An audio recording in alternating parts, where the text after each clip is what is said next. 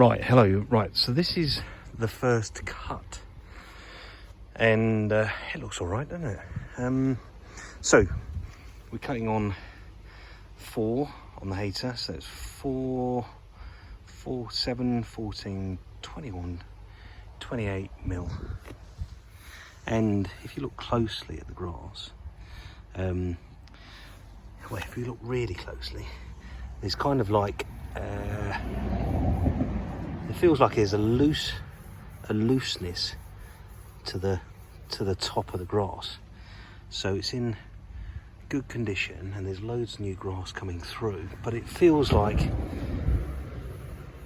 there's a bit more grass density, certainly in terms of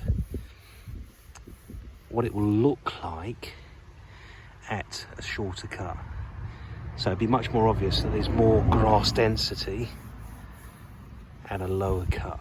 And I reckon if I go down 1, we're not going to notice much difference. But if I go down 2 settings, I think we will notice the difference in the finish. So at the moment, from my eye, and if we look carefully, and if we look from a distance, the reason why the stripes are also more dominant is because the grass is longer, therefore it's rolling when the roller goes over it, and it's rolling the grass flat. So that's the other thing, is once it goes shorter, the stripes are going to be less obvious.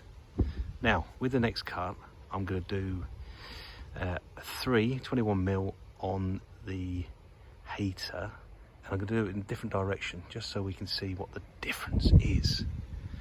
So, hold out for the next bit, coming soon.